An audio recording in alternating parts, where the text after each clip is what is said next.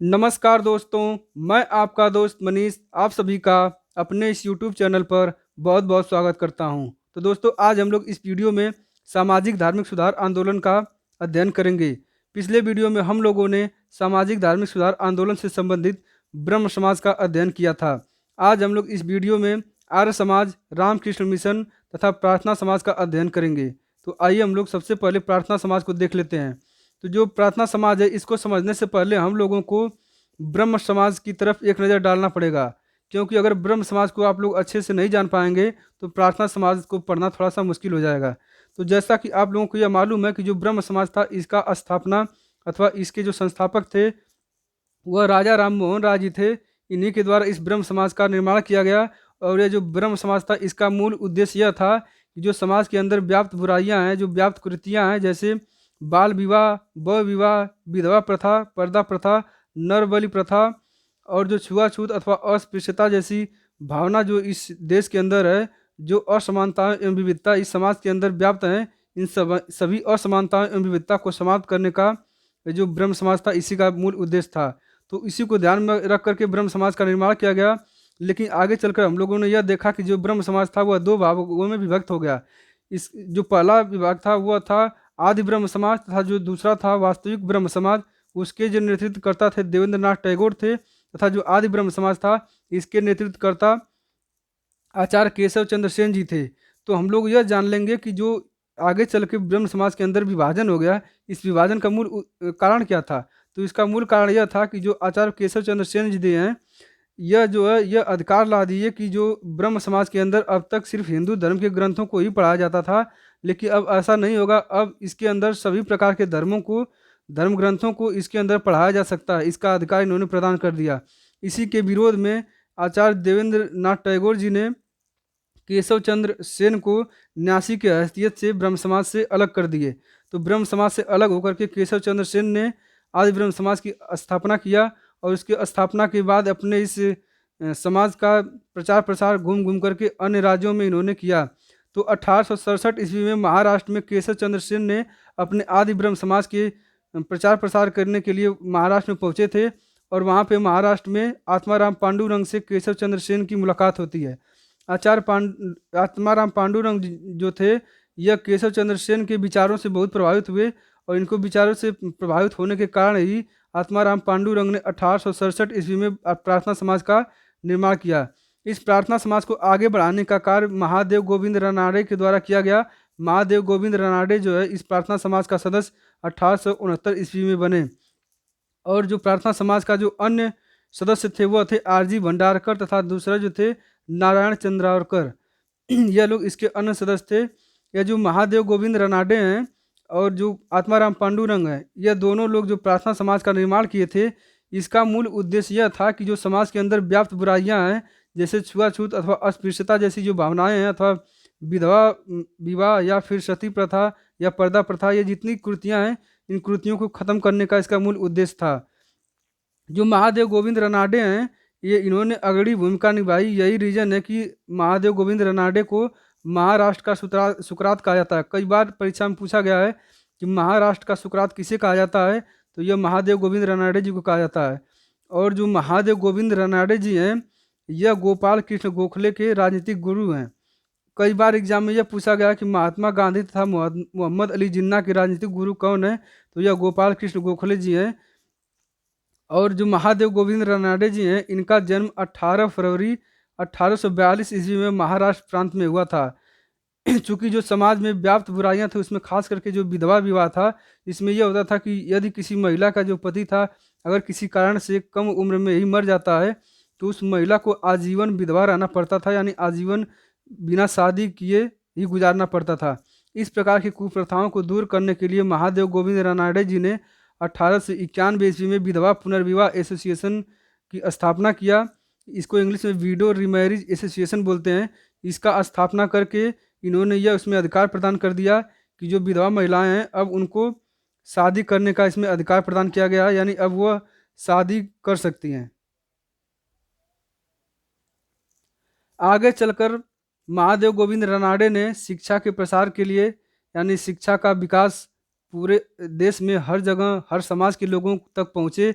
इसके लिए इन्होंने 1884 ईस्वी में दक्कन शिक्षा समिति, जिसका इंग्लिश में जो अनुवाद है वह है डेक्कन एजुकेशनल सोसाइटी, इसकी स्थापना इन्होंने 1884 ईस्वी में किया और इसी के माध्यम से शिक्षा का प्रसार प्रसार किया गया। और महाराष्ट्र में ही एक ब्राह्मणी महिला थी, यह बहुत ही पढ़ी लिखी और बहुत ही नॉलेजेबल व्यक्ति थी। इन्होंने जो है आर्य महिला समाज की स्थापना किया था। जबकि जो डी के करवे जी ने 1899 ईस्वी में वीडो होम का निर्माण किया। वीडो होम का निर्माण करके डी के करवे जी ने जो विधवा महिलाएं थी उनको इंजीनियर, डॉक्टर अथवा जितने भी सरकारी क्षेत्र हैं उसमें उन्होंने काम करने का अवसर प्रदान किया। यानी सरकारी क्षेत्र जितने भी हैं उन सभी में इन विधवा महिलाओं को ले जाने का अधिकार प्रदान किया। अब हम लोग आर्य समाज को देख लेते हैं कि आर्य समाज की स्थापना क्यों किया गया तथा इसके संस्थापक कौन थे। तो जो आर्य समाज है इसकी स्थापना 1875 ईस्वी में बम्बई में किया गया और इसके जो संस्थापक थे वह स्वामी दयानंद सरस्वती जी थे। स्वामी दयानंद सरस्वती जी को भारत का मार्टिन लूथर किंग भी कहा जाता है। यह बहुत बार प्रतियोगी परीक्षा में पूछा जा चुका है। और स्वामी दयानंद सरस्वती जी का जो जन्म था यह 1824 ईस्वी में मौरवी जिले के गुजरात में हुआ था। यानी गुजरात राज्य के मौरवी जिले में ही स्वामी दयानंद सरस्वती का जन्म हुआ था। और इनके जो बचपन का नाम था यह मूल शंकर था। कई बार प्रतियोगी परीक्षा में पूछा गया है कि स्वामी दयानंद सरस्वती जी के बचपन का नाम क्या था, तो यह मूल शंकर नाम था। और जब हम लोग को यह समझ लेते हैं कि जब इनका मूल नाम मूलशंकर था यानी बचपन का नाम मूलशंकर था, तो फिर स्वामी दयानंद सरस्वती कैसे कहा जाने लगा। तो जो स्वामी पूर्णानंद जी थे इन्होंने 1848 ईस्वी में मूलशंकर को दयानंद सरस्वती नाम प्रदान किया और तभी से सभी लोग मूलशंकर को दयानंद सरस्वती के नाम से जानने लगे। यह जो स्वामी दयानंद सरस्वती जी थे, जब इनकी शादी लग गई थी तो यह शादी के 3 दिन पहले ही अपने घर से भाग गए, अपने घर से निकल गए, क्योंकि यह सामाजिक सामाजिक कार्य में अपना पूरा जीवन व्यतीत करना चाहते थे। तो यह घर छोड़ करके जब 1860 ईस्वी में मथुरा के एक स्वामी बिरजानंद जी थे, इन्हीं से इनका मुलाकात हुआ और उसके बाद बिरजानंद को यह स्वामी दयानंद जी अपना गुरु मान लिए और अपने गुरु के आज्ञा अनुसार ही स्वामी दयानंद सरस्वती जी ने यह निर्णय लिया कि मैं पूरे जीवन हिंदू समाज को, हिंदू धर्म को आगे बढ़ाने का कार्य करूंगा, हिंदू धर्म का प्रचार प्रसार करूंगा अथवा इस देश में वैदिक संस्कृति को लागू करने का प्रयास करूंगा। उन्हीं के यानी जो स्वामी बिरजानंद जी थे, इन्हीं के निर्देशन में इन्होंने सबसे पहला जो प्रचार प्रसार शुरू किया 1863 ईस्वी में आगरा में इसका प्रचार प्रसार शुरू किया। और आगरा में ही इन्होंने सबसे पहले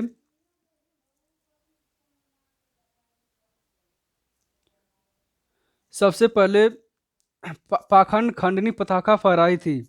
यानी स्वामी दयानंद सरस्वती जी जो थे, सबसे पहले इन्होंने प्रचार प्रसार आगरा से शुरू किया और आगरा से शुरू करके पाखंड खंडनी पताका फहराई। कई बार एग्जाम में पूछा गया है कि किसके द्वारा पाखंड खंडनी पताका फहराया गया, तो यह स्वामी दयानंद सरस्वती जी थे। और जो स्वामी दयानंद सरस्वती द्वारा यह जो आर्य समाज था इसका स्थापना कर इसका जो मुख्यालय बनाया गया यह बम्बई में बनाया गया और आगे चलकर इसका मुख्यालय लाहौर में स्थानांतरित कर दिया गया। जो स्वामी दयानंद सरस्वती जी का यह आर्य समाज था, इसका मूल नारा यह था कि वेदों की ओर लौटो। यानी जो स्वामी दयानंद सरस्वती जी थे वह यह कहते थे कि जो वेद है यही अंतिम सत्य है, यानी वेदों में ही सत्यता की बात की गई है। इसलिए जो यह भारतीय समाज है जो अन्य धर्मों में जा चुका है, उन सभी लोगों को अपने पुराने धर्म में आना होगा, यानी सनातन धर्म में आकर के अपने वैदिक संस्कृति को पुनः जीवित करना पड़ेगा। इसलिए स्वामी दयानंद सरस्वती जी ने वैदिक संस्कृति को आगे लाने के कारण ही वेदों की ओर लौटो जैसे नारा इन्होंने भारतीय समाज को दिया था। और इस आर्य समाज के प्रचार प्रसार के लिए अथवा वैदिक संस्कृति को आगे ले जाने के लिए इन्होंने 1874 ईस्वी में सत्यार्थ प्रकाश नामक पुस्तक की इन्होंने रचना की थी। यह जो पुस्तक था यह टोटली हिंदी भाषा में लिखा गया था। जो स्वामी दयानंद सरस्वती जी थे यह शुरू में तो जो अपना भाषण देते थे अथवा जो अपना विचार व्यक्त करते थे यह टोटली संस्कृत भाषा में होता था, लेकिन इनके गुरु जी के कहने पर यह अपना भाषा हिंदी में कन्वर्ट कर लिए। अब उसके बाद जितने भी किताबें या फिर जितने भी भाषण इन्होंने दिया टोटली हिंदी भाषा में इन्होंने दिया। यह जो सत्यार्थ प्रकाश पुस्तक है इसको आर्य समाज का बाइबिल कहा जाता है। कई बार एग्जाम में यह पूछा गया है कि जो आर्य समाज है इसकी मुख्य पुस्तक अथवा सबसे प्रमुख पुस्तक कौन सी है? तो यह सत्यार्थ प्रकाश है। इस सत्यार्थ प्रकाश को आर्य समाज का बाइबिल भी कहा जाता है। स्वामी दयानंद सरस्वती जी के द्वारा शुद्ध आंदोलन को चलाया गया था। शुद्ध आंदोलन का मूल उद्देश्य यह था कि ऐसे भारतीय लोग जो किसी कारणवश, चाहे लालच के द्वारा या फिर मजबूरी में, वह किसी अन्य धर्म को ग्रहण कर लिए हैं, जैसे कि ईसाई धर्म, इस्लाम धर्म, जैन धर्म, बौद्ध धर्म, जितने भी अन्य धर्म हैं, हिंदू धर्म को छोड़कर अगर उसको वो लोग एक्सेप्ट कर लिए हैं, तो शुद्धि आंदोलन चला करके वैसे लोगों को इस हिंदू धर्म की अच्छाइयों को बताया जाता था तथा उनको पुनः अपने इस पुरानी संस्कृति, वैदिक संस्कृति में लाए जाने का इसमें मूल कार्य किया गया। तो शुद्धि आंदोलन चला करके स्वामी दयानंद सरस्वती जी ने जितने भी दलित समाज थे या फिर जितने भी लोग अन्य धर्म को ग्रहण कर लिए थे, उन लोगों को पुनः हिंदू धर्म में लाने का कार्य किया गया। स्वामी दयानंद सरस्वती जी पहले ऐसे व्यक्ति थे जिन्होंने स्वराज शब्द का सबसे पहले प्रयोग किया था। कई बार परीक्षा में यह पूछा गया कि सबसे पहले स्वराज शब्द का प्रयोग किसने किया था, तो यह स्वामी दयानंद सरस्वती जी थे। इन्होंने ही सबसे पहले इस शब्द का प्रयोग किया था तथा 1882 ईस्वी में इन्होंने एक गोरक्षा समिति बनाई थी। इस गोरक्षा जो समिति था, इसका मूल उद्देश्य यह था कि जो भारत के अंदर जो गायें हैं, इन गायों को सुरक्षा प्रदान करना तथा जो गो हत्या है, उस गो हत्या को रोकना था। आगे चलकर इनके धर्म के प्रचार प्रसार करने के लिए कई ऐसे नेता सामने उभर के आए, लेकिन जब स्वामी दयानंद सरस्वती जी का मृत्यु हो गया, उसके बाद इनके दो पक्षधर थे। कुछ लोग तो यह थे कि वह यह बोलते थे कि जो यह वैदिक संस्कृति है, इसका प्रसार प्रसार इंग्लिश में किया जाए, जबकि जो कुछ एक पक्ष जो था वो यह कहता था कि इंग्लिश में नहीं, बल्कि इनका जो प्रचार प्रसार है यह हिंदी माध्यम से किया जाना चाहिए। तो इसी को ध्यान में रख करके 1886 ईस्वी में लाला हंसराज ने दयानंद एंग्लो वैदिक कॉलेज की स्थापना किया। यह जो वैदिक कॉलेज की स्थापना किया गया था, इसका भी मूल उद्देश्य था कि जो पुरानी वैदिक संस्कृति है, उस वैदिक संस्कृति को इस कॉलेज में पढ़ाया जाए। यह जो डीएवी कॉलेज है, यह आप लोग हर जिले में लगभग अपने आसपास इस विद्यालय को आप लोग देख सकते हैं। आज भी यह वर्तमान में जीवित है। फिर उसके बाद 1902 ईस्वी में लेखराम और मुंशीराम को श्रद्धानंद के नाम से भी जाना जाता है। इन दोनों लोगों ने मिल करके गुरुकुल विश्वविद्यालय, जो कि हरिद्वार के निकट कांगड़ी में स्थित है, इस गुरुकुल विश्वविद्यालय की इन्होंने स्थापना किया था। तो जब यह आर्य समाज पूरे देश में कार्य करने लगा और जितने भी जो कन्वर्टेड लोग थे, जो अन्य धर्म को ग्रहण किए थे, वो पुनः जब वैदिक धर्म में आने लगे, तो जो विदेशी लोग थे यानी जो ब्रिटिश लोग थे, उनको काफ़ी इस बात का चिंता एवं परेशानी हुई कि जो लोग इस धर्म को ग्रहण कर लिए थे वो पुनः इस धर्म को छोड़ कर क्यों जा रहे हैं। तो इसी का जांच करने के लिए, यानी जो यह असमानताएं व्याप्त थी, इसी असमानताओं को देखने के लिए, इसका जांच करने के लिए वेलेंटाइन सिरोल भारत आया। और वेलेंटाइन सिरोल भारत आकर के देखा कि यह जो आर्य समाज है, इसी के प्रचार प्रसार से, इसी के माध्यम से जो ईसाई लोग हैं वह पुनः हिंदू धर्म में आ रहे हैं। तो इसीलिए वेलेंटाइन सिरोल ने आर्य समाज को भारतीय अशांति का जन्मदाता कहा है। कई बार प्रतियोगी परीक्षा में पूछा गया है कि किसे भारतीय अशांति का जन्मदाता कहा गया है, तो आर्य समाज को कहा गया है। और किसने कहा है, तो यह वेलेंटाइन सिरोल ने कहा है। अब हम लोग इस वीडियो में रामकृष्ण मिशन का अध्ययन करेंगे। एक बार पीसीएस में यह प्रश्न पूछा था कि जो दयानंद सरस्वती का आर्य समाज था, यह जो आर्य समाज था, यह वर्ण व्यवस्था का विरोध करता था कि समर्थन करता था। तो हम लोगों को यह मालूम होना चाहिए कि जो दयानंद सरस्वती द्वारा स्थापित आर्य समाज था, यह आर्य समाज जो है कि जाति पाति का तो विरोध करता था, यानी जो छुआछूत जैसी भावनाएं जो इस देश में व्याप्त थी, इसका तो विरोध करता था। लेकिन जो वर्ण व्यवस्था थी, यानी जो शूद्र और ब्राह्मण, क्षत्रिय, वैश्य, शूद्र, जो इस प्रकार की व्यवस्थाएं थी, इसका यह समर्थन करते थे। यानी स्वामी दयानंद सरस्वती जी यह बोलते थे कि यह जो वर्ण व्यवस्था है, यह वर्ण व्यवस्था इस देश में लागू रहना चाहिए, क्योंकि अगर यह वर्ण व्यवस्था लागू नहीं रहेगा तो सभी लोग एक समान रहेंगे। फिर जो अन्य जो वर्ग है या जो फिर जो छोटे तबके के जो वर्ग जो होते हैं, उसको फिर कौन करेगा जब सभी लोग एक लेवल में आ जाएंगे। इसलिए जो वर्ण व्यवस्था थी, इस वर्ण व्यवस्था को बनाए रखने की पुरजोर इनका मांग था, पुरजोर इसका समर्थन था। अब हम लोग आगे की वीडियो में हम लोग जो विवेकानंद के द्वारा रामकृष्ण मिशन की स्थापना किया गया था, उसका अध्ययन करेंगे। यह वीडियो यहीं पे समाप्त होता है। संबंधित वीडियो से अगर कोई भी सुझाव आप लोग को देना है तो कमेंट बॉक्स में कमेंट करके अपना सुझाव अवश्य दें। अगर यह वीडियो अच्छा लगा हो तो ज़्यादा से ज़्यादा शेयर करें और इसको सब्सक्राइब करें। बहुत बहुत धन्यवाद।